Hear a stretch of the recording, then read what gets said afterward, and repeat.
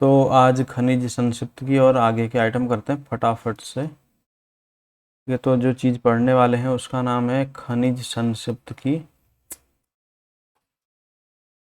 खनिजों के बारे में पढ़ेंगे, कहाँ पर क्या चीज़ मिलती है, और कोशिश करूँगा कि जो इम्पोर्टेंट है वही बताऊँ, क्योंकि इसमें बहुत सारे ऐसे ना जो फालतू फालतू के भी दिए हुए हैं।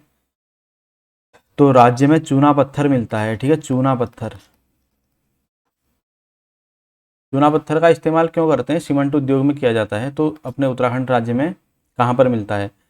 देहरादून, पौड़ी, टिहरी और चमोली, इन जिलों में मिलता है चूना पत्थर। उसके बाद बात कर लेते हैं, देहरादून के मंदारम और बारकोट क्षेत्र में मिलता है। तो देहरादून में जो क्षेत्र है मंदारम, यहाँ पर शायद दिखेगा नहीं तो यहाँ लिख लेता हूँ, मंदारम बारकोट। मंदारम और बारकोट क्षेत्र में क्या मिलता है देहरादून के? तो ये मिलते हैं अच्छे किस्म के चूना पत्थर। अच्छे किस्म के चूना पत्थर यहाँ पर मिलते हैं। उसके बाद बात करते हैं, चूना पत्थर का सर्वाधिक उपयोग होता है तो सीमेंट उद्योग में होता है, सीमेंट उद्योग में। उसके बाद है, संगमरमर के पर्याप्त भंडार हैं। संगमरमर यानी कि मार्बल। तो संगमरमर कहाँ से निकलता है? संगमरमर निकलता है मसूरी के पास से, ठीक है, मसूरी के पास से। यहाँ पर होगा मसूरी के पास से, ठीक है, मसूरी, मसूरी। इधर तो ऋषिकेश वाला एरिया आ जाएगा ना, इधर ही को दिखाना पड़ेगा। तो मसूरी के पास से निकलता है संगमरमर। उसके बाद है, राज्य में संगमरमर मिलता है। तो संगमरमर कई जगहों से मिलता है, एक तो मसूरी बता दिया यानी कि देहरादून हो गया, ठीक है, देहरादून हो गया। देहरादून के अलावा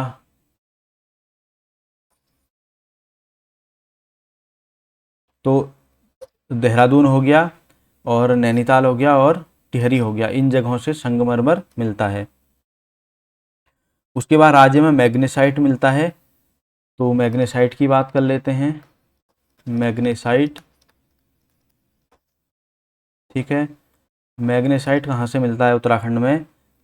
मैग्नेसाइट मिलता है चमोली से, बागेश्वर से, पिथौरागढ़ से, इस वाले एरिया से बेसिकली, ठीक है। और मैग्नेसाइट का जो उपयोग किया जाता है वो होता है ताप सह भट्टी बनाने में। इसका मतलब हुआ जो टेम्परेचर को विदस्टैंड करे, हाई टेम्परेचर विदस्टैंड करे, ऐसी भट्टियां बनाने में यूज होता है इसका। तो राज्य में सोप स्टोन मिलता है। अब बात करें सोप स्टोन की, तो पहले तो बताते हैं सोप स्टोन होता क्या है, ठीक है। सोप स्टोन होता है एक बहुत ही मुलायम सा पत्थर होता है, जिसको पीस करके, इसको पीस कर इसके पाउडर से बनता है टाल्क। टाल्क जानते हो ना, जो हम शरीर में छिड़कते हैं गर्मियों के टाइम पर, वही वाला पाउडर कहलाता है टाल्क।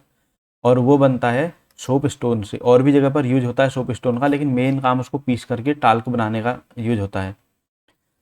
तो राज्य में सोप स्टोन कहाँ से मिलता है ये पूछ रहा है।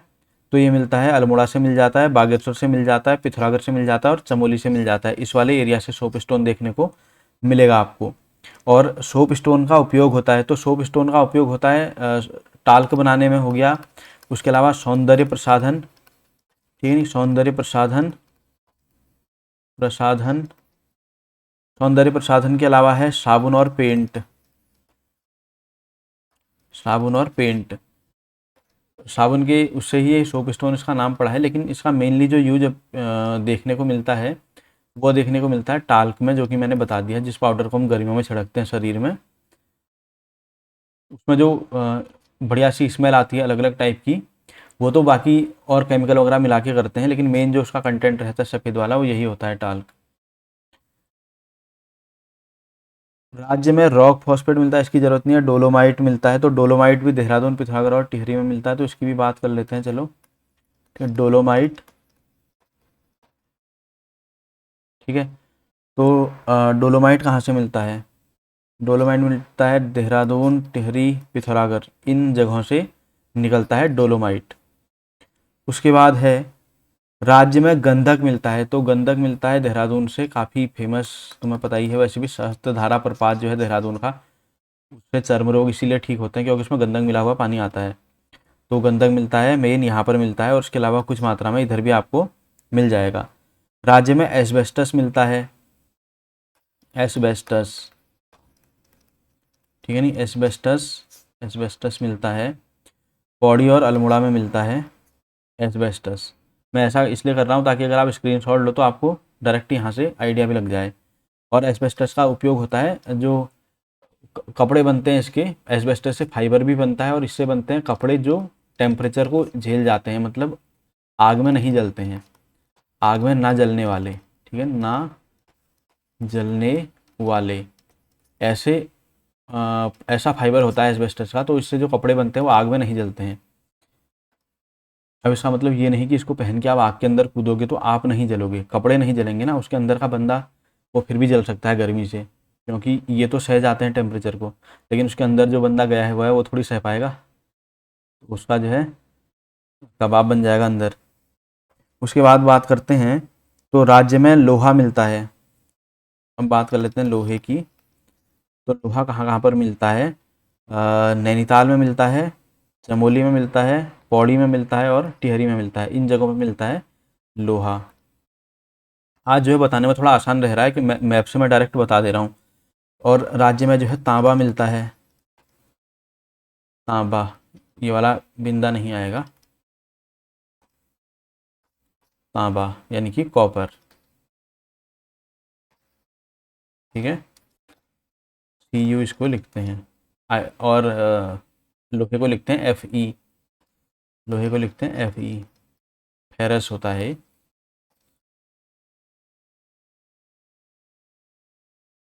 राज्य में तांबा मिलता है, तो तांबा मिलता है चमोली से मिलता है, पौड़ी से मिलता है, टिहरी से मिलता है, देहरादून से मिलता है, उत्तरकाशी से मिलता है, अच्छी मात्रा में अल्मोड़े में भी मिल जाता है, ठीक है नहीं, पिथौरागढ़ में भी मिल जाता है, नैनीताल में भी मिल जाता है। और अल्मोड़े में स्पेशली क्या चीज़ है कि जो तांबा उद्योग से जुड़े हुए, तांबा, पीतल या जो एल्यूमिनियम है, ठीक है नहीं, एल्यूमिनियम, AL लिख देता हूँ शॉर्ट में, इसके जो बर्तन वगैरह बनाते हैं इस उद्योग से जुड़े हुए लोगों को कहा जाता है टमटा। मोस्टली शिल्पकार लोग जुड़े होते हैं इससे, तो उन्हें टमटा कहते हैं। तो ये टमटा जो है ये आपको मोस्टली इधरी वाले एरिया में देखने को मिलेंगे। उसके बाद है राज्य में सीसा मिलता है, सीसा कहते हैं लेड को, ठीक है ना, लेड, और ठीक है नहीं, लेड, लेड हुआ। और लेड का यूज होता है जो बैटरी होती है, सबसे आसान यूज मैं बताता हूँ, जो घरों में इन्वर्टर होता है, इन्वर्टर की जो बैटरी होती है, तो बैटरी के अंदर की जो प्लेटें बनती है वहाँ पर लेड का यूज किया जाता है, ठीक है। तो लेड कहाँ से मिलता है? लेड मिलता है पिथौरागढ़, ठीक है, अल्मोड़ा, देहरादून, उत्तरकाशी, टिहरी और पौड़ी, इन एरिया में मिलता है लेड, ठीक हो गया। आगे बात कर लेते हैं, राज्य में ग्रेफाइट मिलता है। तो ग्रेफाइट मिलता है, देखो ग्रेफाइट, ग्रेफाइट जो पेंसिल के अंदर होता है वही वाला ग्रेफाइट। तो ग्रेफाइट मिलता है अल्मोड़ा में मिलता है, नैनीताल में मिलता है, अल्मोड़ा में मिलता है और पौड़ी में मिलता है। इससे थोड़ा सा दिमाग में रह जाता है, जैसे भी 3 है तुम्हें पता है इसी एरिया में मिल रहा है, तो अगर नाम अगर उसमें याद नहीं भी आ रहे हैं तो थोड़ा सा आइडिया लग जाता है कि ये 3 स्टेट में मैंने देखा था मैप के अंदर, तो थोड़ा सा हल्का फुल्का आइडिया लगाने के लिए दिमाग में चीज़ें आ जाती हैं।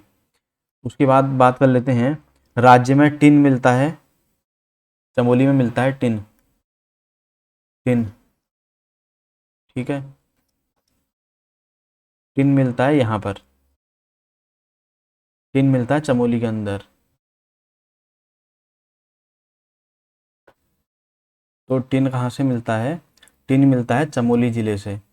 और टिन को जो सिंबल होता है टिन के लिए वो SN यूज करते हैं। और इसका मेन चीज़, इसमें एक चीज़ और बता देता हूँ, एटॉमिक नंबर इसका होता है, ये याद रखने लायक है क्योंकि इसका एटॉमिक नंबर होता है 50, अर्धशतक, ठीक है ना।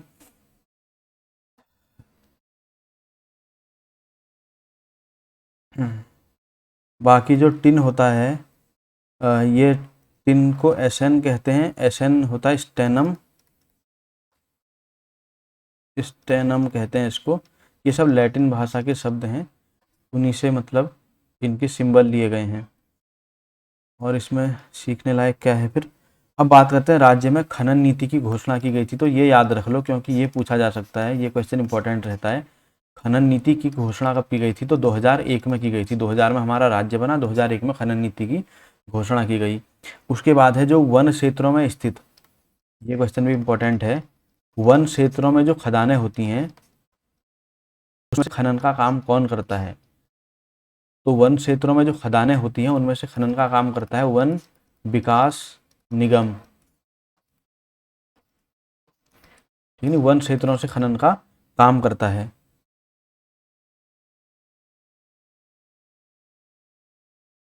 इसमें तो इतना ही था। अब अगला पार्ट हम इसका स्टार्ट कर लेते हैं, और अगले पार्ट का नाम होने वाला है मिट्टी, कृषि, पशुपालन, सिंचाई। इससे रिलेटेड मिट्टी, कृषि, पशुपालन और सिंचाई से रिलेटेड, तो ये इससे रिलेटेड क्वेश्चन आएंगे इसमें। स्टार्ट कर लेते हैं जल्दी से, ठीक हो गया। पहला क्वेश्चन है, प्रदेश में नई कृषि नीति जारी की गई। देखो लेटेस्ट जो कृषि नीति आई थी, कृषि नीति ये आई थी 2011-12 में। उसके बाद है, प्रदेश की कुल जनसंख्या में कृषि से जुड़े जो लोग हैं, यानी कि टोटल जो पॉपुलेशन है उसमें कितने परसेंट लोग कृषक हैं? तो 12.8% लोग जो हैं वो कृषक हैं, यानी कि खेती बाड़ी से जुड़े हुए हैं। प्रदेश में कुल कार्यशील जनसंख्या में कृषि से प्रदेश में कुल कार्यशील जनसंख्या में कृषि से जुड़े हुए लोग, तो जो कार्यशील जनसंख्या है, ये पूछने का तरीका अलग रहता है ना इनका। कार्यशील जनसंख्या के अंदर 33.3% इतने लोग कृषि से जुड़े हुए हैं। टोटल की बात करें तो उसमें फिर 12.8 हैं।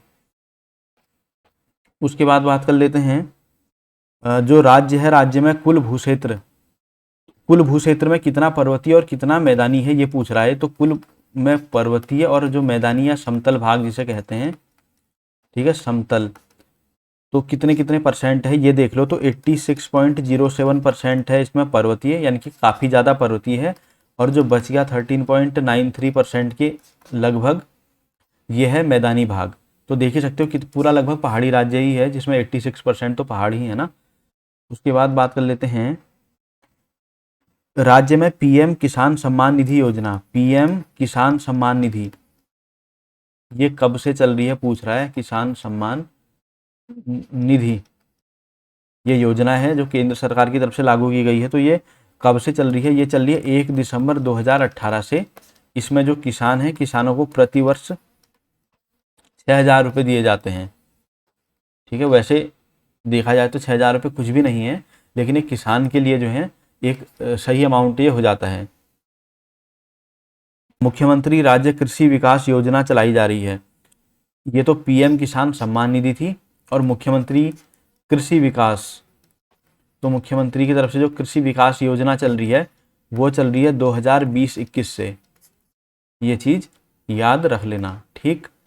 फिर बात करते हैं अब मिट्टी के बारे में। यहाँ पर बात होने वाली है अगले टॉपिकों में। मृदा के बारे में हम जानेंगे किस किस तरीके की मिट्टियाँ हैं, कहाँ कहाँ पर हैं। तो राज्य के पर्वतीय क्षेत्रों में भूक्षरण और पर्यावरण ह्रास को रोकने के लिए चलाई जा रही है। कौन सी योजना चलाई जा रही है ये पूछ रहा। तो योजना का नाम लिख लो, उत्तराखंड। इस चीज़ के लिए चलाई जा रही है, भूक्षरण और पर्यावरण ह्रास को रोकने के लिए। भूक्षरण को, इसको रोकने के लिए जो योजना चलाई जा रही है उसका नाम है उत्तराखंड विकेंद्रीकृत जलागम विकास परियोजना। ठीक है, ये पूछा जा सकता है। ये चलाई जा रही है भूक्षरण और पर्यावरण ह्रास को रोकने के लिए उत्तराखंड में। उसके बाद आगे बात करते हैं,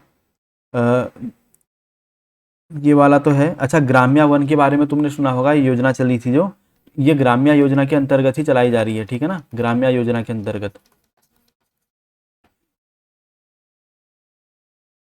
तो ग्राम्या वन की सफलता के बाद 15 जुलाई 2014 से लेके 2021 तक कौन कौन सी जगहों में, देहरादून में, टिहरी में, पौड़ी में, रुद्रप्रयाग, अल्मोड़ा, पिथौरागढ़, बागेश्वर, इन जगहों पर 2638 वर्ग किलोमीटर, एरिया देख लो इसका 2638 वर्ग किलोमीटर, इतने में एक योजना चलाई जा रही है जिसका नाम है ग्राम्या 2। तो ग्राम्या फर्स्ट जो काफ़ी फायदेमंद रही थी, ग्राम्या सेकंड चलाई जा रही है 2021 से। 2014 से लेकर 2021 के बीच में ग्राम्या 1 चलाई गई थी ना, उसके बाद से चलाई जा रही है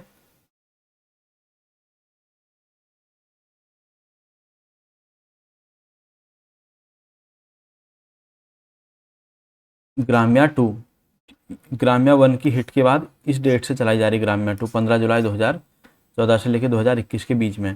पर ये पास्ट का क्वेश्चन बन चुका है, पर ये लेटेस्ट में दिया क्यों है, ये भी बड़ी कन्फ्यूजन वाली बात है। राज्य में कई प्रकार की मिट्टियाँ पाई जाती हैं, तो राज्य में जो मृदाएं पाई जाती हैं उनके बारे में ये पूछ रहा है।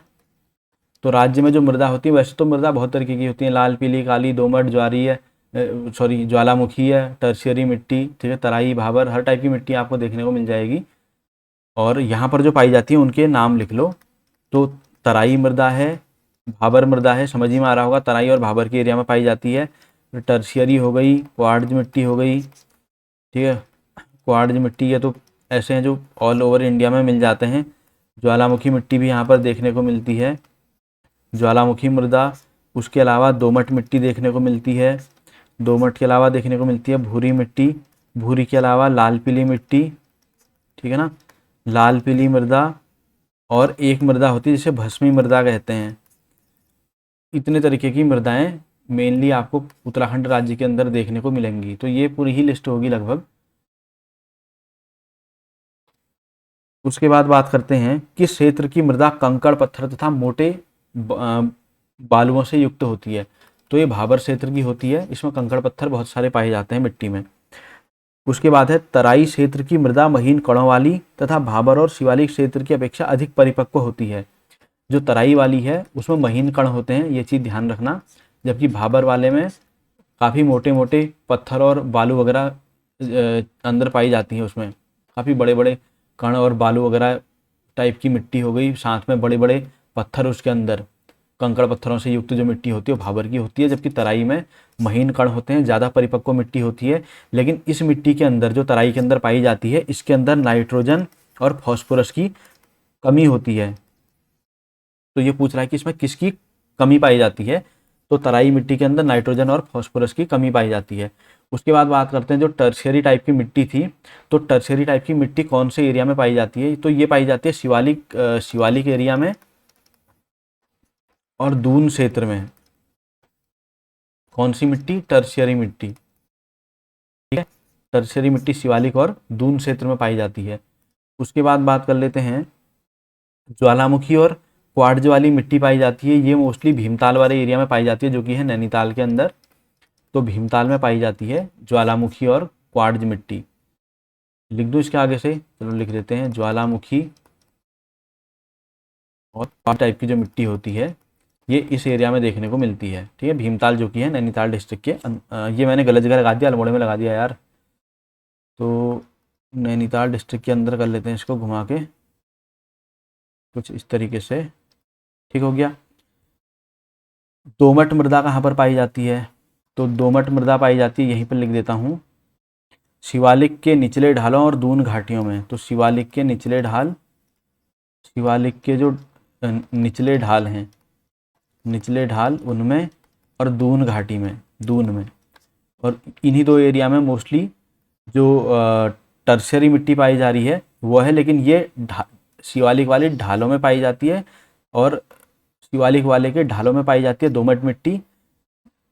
जैसे शिवालिक का पहाड़ है ना यार, तो इसके ढालों में पाई जाती है, यहाँ पर निचले ढालों में, इधर को यहाँ पाई जाती है दोमट मिट्टी।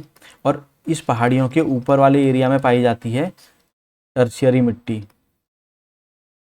ठीक है ना, ये ध्यान में रख लो, इससे जो है कन्फ्यूजन नहीं होगा। चलो इसे मैं कैंसिल नहीं करता हूँ, अगले पेज में लिख लेते हैं। कम वर्षा वाले उच्च पहाड़ी भाग में मिलने वाली अपरिपक्व मृदा है, तो इसे छिछली मृदा कहते हैं। अलग अलग तरीके की मिट्टी है, नाम इसकी जगहों के हिसाब से पढ़ चुके हैं। तो ये कहाँ पर पाई जाती है, कम वर्षा वाले भागों में प्लस उच्च पहाड़ी एरिया जहाँ पर हो, कम वर्षा और उच्च पहाड़ी एरिया जहाँ पर होता है वहाँ पर छिछली मृदा पाई जाती है, ठीक है। और ये अपरिपक्व मृदा रहती है, अपरिपक्व मृदा, ये भी ध्यान में रख लेना। उसके बाद बात करते हैं पहाड़ी ढालों या पहाड़ियों के किनारों पर पाई जाती है। तो पहाड़ियों के किनारों या पहाड़ी ढालों पर लाल मृदा भी देखने को मिलती है, ठीक है ना, पहाड़ी ढालों पर, पहाड़ी ढालों पर।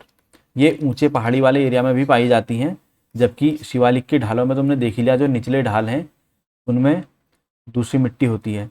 और ये वाली जो लाल मृदा है ये शिवालिक रेंज से ऊपर, जैसे लघु हिमालय वाले हैं तो उसकी पहाड़ी ढालों तक भी ये पाई जाती है। घास के मैदानों के निचले भागों के वनों में मिलती हैं, तो इसे पर्वतीय मृदा कहते हैं, उप पर्वतीय मृदा कहते हैं वैसे इसको, जो मिलती है बुग्याल वाले एरिया में, बुग्याल के आसपास वाले में। ठीक।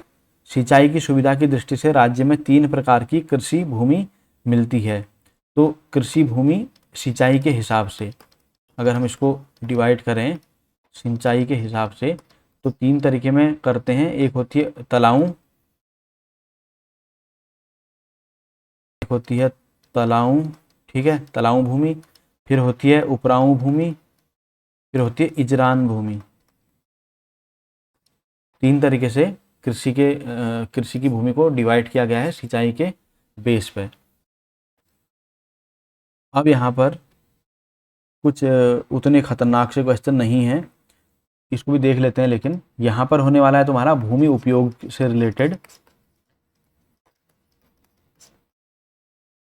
नेक्स्ट पार्ट समझ लो इसको।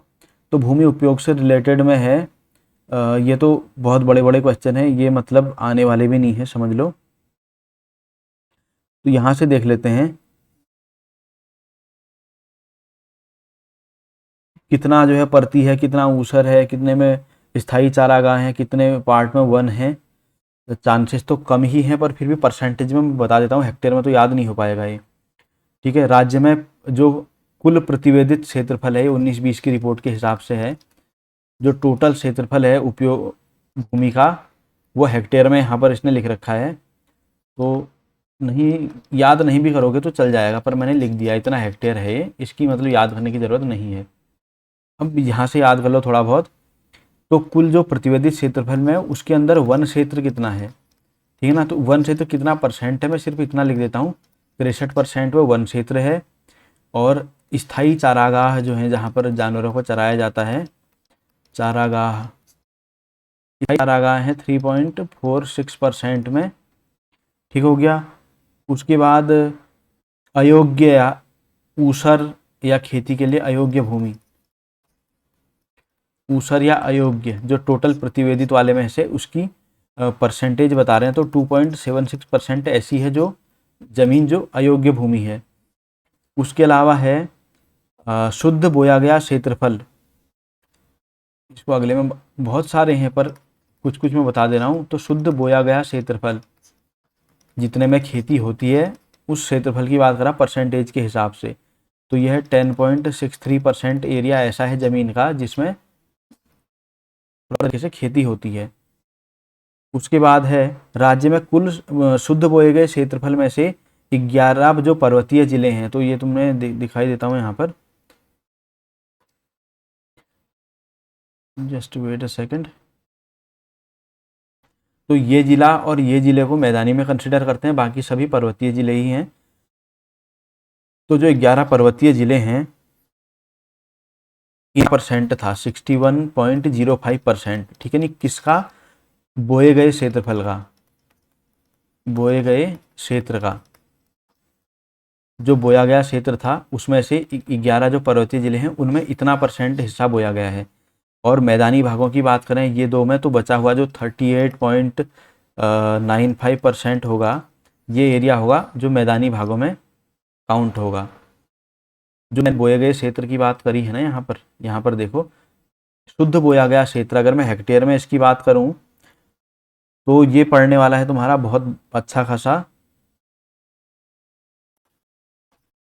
78, इतना हेक्टेयर ज़मीन है ये, ठीक है। इस हेक्टेयर का ये हेक्टेयर टोटल ज़मीन का 10% है, 10.6%। और इस ज़मीन का भी जो पर्वतीय जिले हैं उनमें इतना हिस्से में बोया गया है और मैदानी में इतने में बोया गया है। बाकी फालतू के आइटम हैं, एक इसको भी देख लेते हैं क्योंकि कुमाऊं गढ़वाल वाला पार्ट अच्छा यहाँ पर आ जाता है।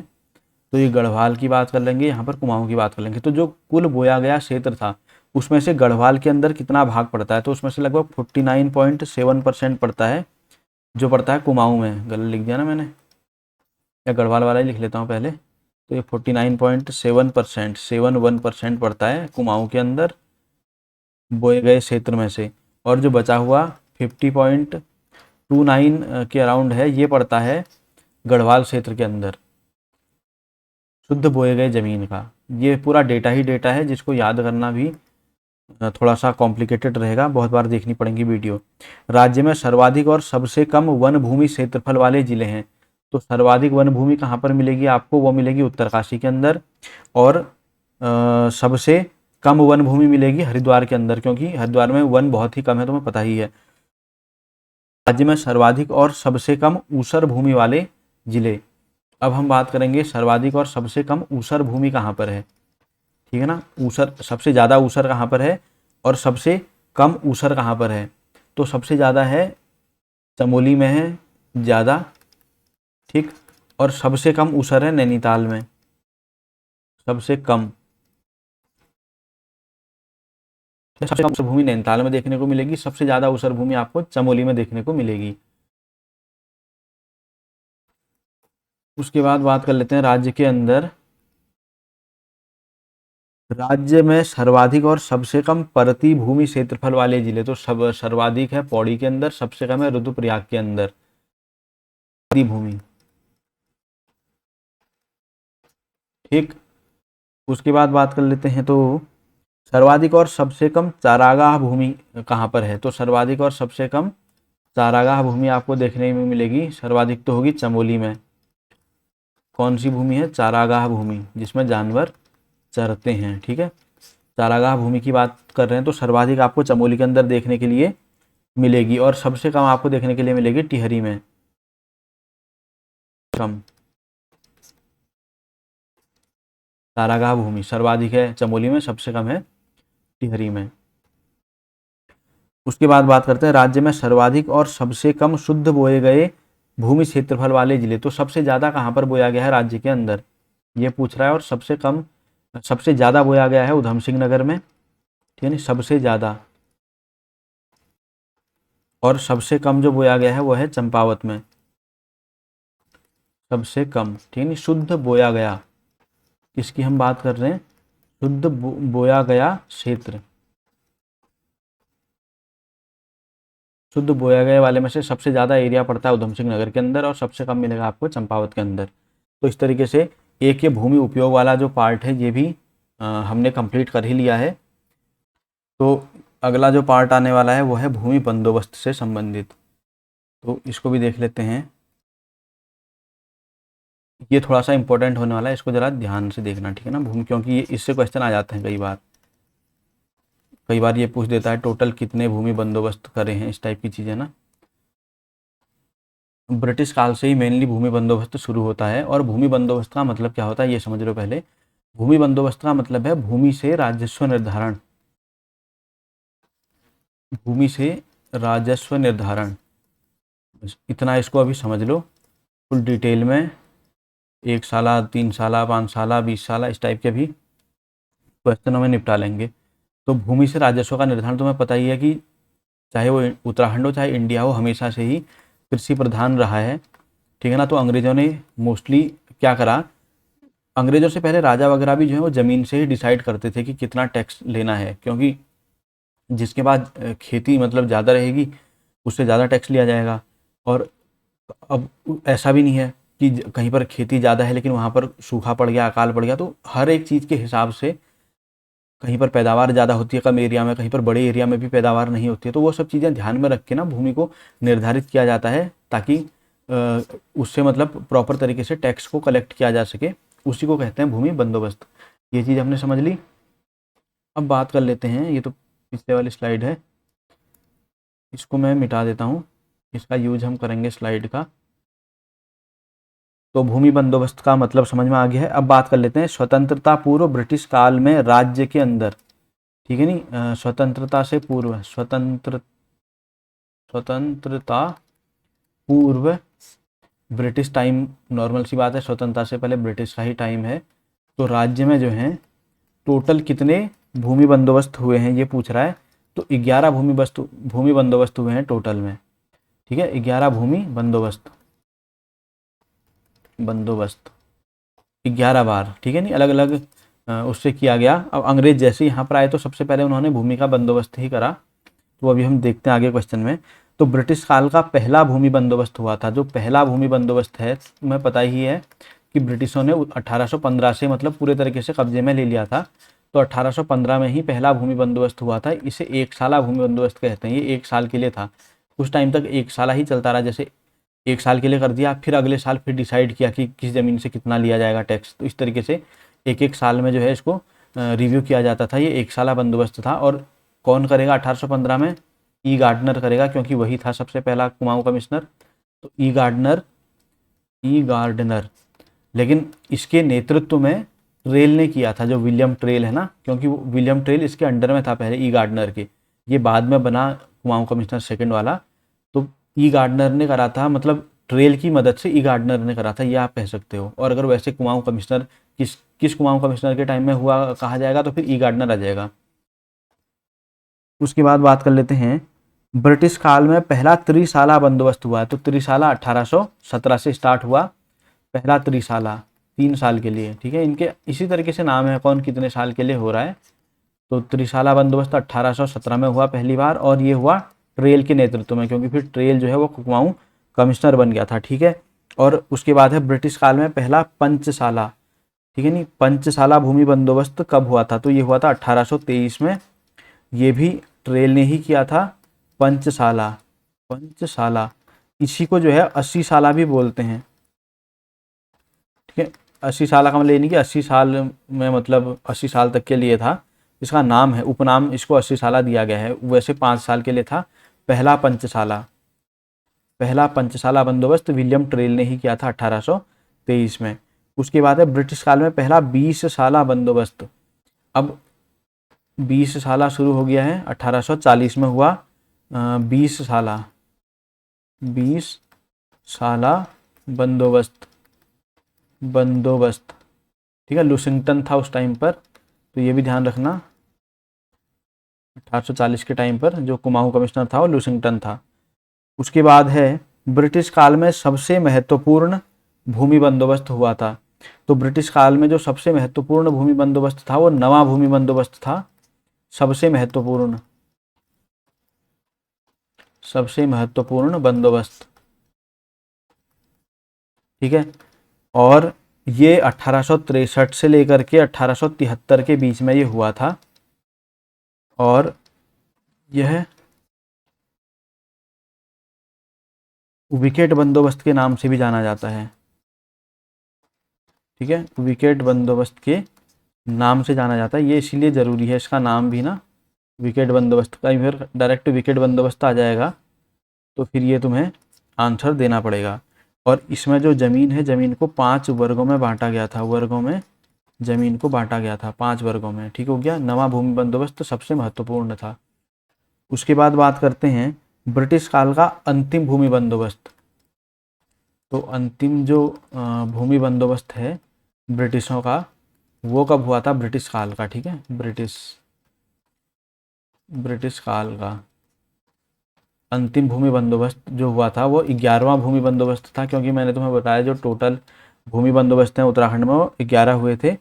और ये हुआ था 1928 में। ये हुआ था केवल गढ़वाल में, और उस टाइम पर जो कमिश्नर था वो था इबर्टसन के नेतृत्व में हुआ था, ठीक हो गया। स्वतंत्रता के बाद पहला भूमि बंदोबस्त, अब जो है ब्रिटिश गए भाग यहाँ से, तो उसके बाद हमें मिली स्वतंत्रता। तो स्वतंत्रता के बाद पहला बंदोबस्त, तो स्वतंत्रता के बाद हुआ था 1960 से लेके 64 के बीच में, ये बता। उसके बाद इसी भूमि बंदोबस्त में जो 1960 से लेके 1964 में हुआ था, कितने एकड़ तक के किसानों को भू राजस्व से मुक्त कर दिया गया था? तो जिनके पास भी 8 एकड़ तक जमीन थी उनको भूमि बंदोबस्त से मुक्त कर दिया गया था, ठीक। 8 एकड़ तक जिनके पास भी जमीन थी उन्हें कोई भी भूमि मतलब टैक्स वगैरह नहीं देना था। भू राजस्व से मुक्त कर दिया गया था। वर्तमान में चलाई जा रही है, तो वर्तमान में चलाई जा रही है स्वैच्छिक चकबंदी, क्योंकि इसमें ऑप्शन में वही दिया है नीचे, स्वैच्छिक चकबंदी। अच्छा, चकबंदी क्या होता है इसको भी बता देता हूँ। चकबंदी का क्या है, जैसे देखो पहाड़ों में मेनली क्या रहता है ना, छोटे छोटे एरिया होते हैं, तो एक बंदा है ये, तो इसकी ज़मीन ऐसा नहीं है कि ये पूरी ज़मीन इसकी होगी। पहाड़ों में तो इतनी बड़ी ज़मीनें देखने को नहीं मिलती हैं, तो क्या होता है कि बहुत पुराने टाइम से चली आ रही होती है। ये गांव में है तो गांव में क्या रहेगा, एक कोने में थोड़ा ज़मीन इसकी होगी, फिर गांव के दूसरे कोने में कुछ ज़मीन होगी, फिर तीसरी जगह पर कहीं होगी, फिर चौथी जगह पर कहीं होगी। तो इस तरीके से जो ज़मीन है वो फैली हुई रहती है गाँव में। और मान लो इधर गाँव के किसी यहाँ पर इसका मकान बना होगा, ठीक हो गया ना। तो अलग अलग जगहों पर होती है। अब बंदी में क्या करते हैं कि आपस में मिलजुल करके, मतलब लोग, गवर्नमेंट की भी मदद रहती है उसमें। अभी वैसे स्वैच्छिक चकबंदी ही चल रही है। तो इसमें क्या रहता है कि आप, जैसे किसी बंदे का घर है यहाँ पर, उसकी ज़मीन है इधर एरिया में, और किसी का घर है यहाँ, उसकी ज़मीन पड़ रही है इधर एरिया में, तो इसके घर के आसपास के एरिया में इसको ज़मीन मिल जाए एक साथ, और इसके घर के आसपास में इसको मिल जाए, तो ये आपस में मिलजुला करके इस तरीके से ज़मीन को अपने डिस्ट्रीब्यूट कर लें, ताकि जो बंदे का मकान जहाँ है उसके आसपास में ही एक पूरा प्रॉपर एरिया उसको मिल जाए, बड़ा एरिया। अब इससे क्या होता है, तो इससे एक साथ में आदमी बड़ी फसलें वगैरह बो सकता है, एक ही जगह पर रहेगा तो ज़्यादा बेटर रहता है।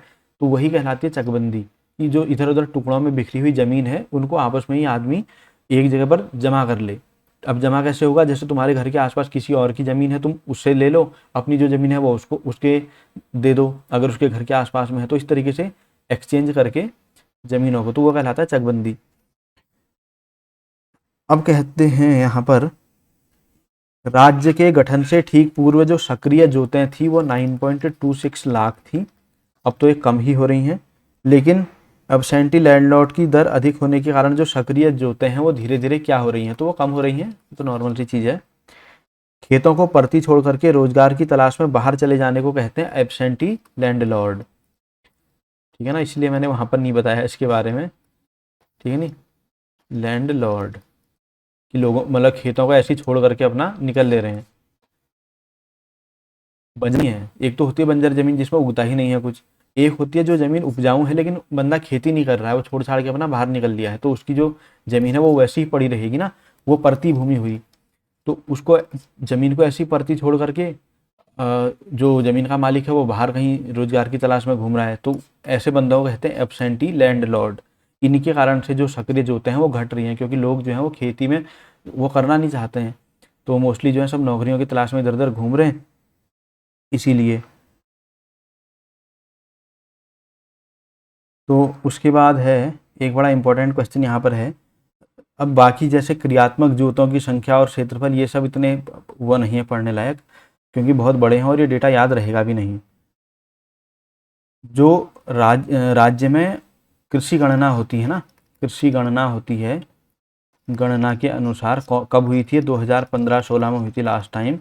तो इसके अनुसार जो औसत जोतें हैं उनका साइज, औसत जोत का जो साइज है वो है 0.84 हेक्टेयर। ये एवरेज साइज है उस ज़मीन का, मतलब जिसमें लोग खेती करते हैं। किसी की ज़्यादा भी हो सकती है, किसी की कम भी हो सकती है, पर एवरेज साइज इतना हेक्टेयर है। राज्य में भू अभिलेखों का कंप्यूटरीकरण किया गया है, तो ये भी बहुत इंपॉर्टेंट क्वेश्चन है। इसे देखो, कंप्यूटरीकरण किसका, भू अभिलेखों का, अभिलेख का। उस सॉफ्टवेयर का नाम है देवभूमि। देवभूमि सॉफ्टवेयर से कंप्यूटरों का कंप्यूटरीकरण किया गया है, जो भू अभिलेख हैं उनका, यानी कि किसके कितनी ज़मीन है वो सारा कंप्यूटरीकरण कर दिया गया है देवभूमि नामक सॉफ्टवेयर से। ये सॉफ्टवेयर का नाम याद रखना, देवभूमि।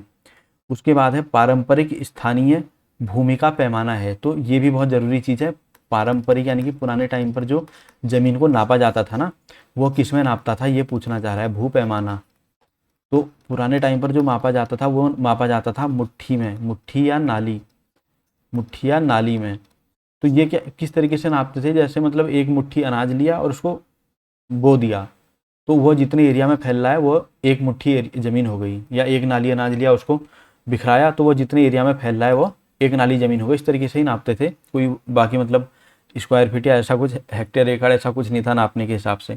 फिर है राज्य में स्वास्थ्य मृदा कार्ड योजना चलाई जा रही। मृदा स्वास्थ्य कार्ड, मृदा स्वास्थ्य कार्ड, मृदा स्वास्थ्य कार्ड योजना, तो ये कब से चलाई जा रही है? बोल रहा है 2015-16 से चलाई जा रही है। और ये होती क्या है मृदा स्वास्थ्य कार्ड? इसमें जो है किसान को उसकी मिट्टी की जांच होती है और उसको ये पता चलता है कि उसकी मिट्टी में किन जो पोषक तत्व हैं उनकी कमी है, ठीक है नहीं, पोषक तत्वों की कमी या अधिकता है, कमी है या अधिकता है, तो उसके हिसाब से जिसकी कमी है वो चीज़ें फिर किसान जब मिट्टी में डालेगा तो नॉर्मल सी चीज़ है, जो उसकी फसल की उर्वरता है, उसकी मिट्टी की जो उर्वरता है वो बढ़ जाएगी। तो इसीलिए मृदा स्वास्थ्य कार्ड चलाया जा रहा है। तो आज की वीडियो में इतना था, बाकी कंटिन्यू करेंगे नेक्स्ट वाले में।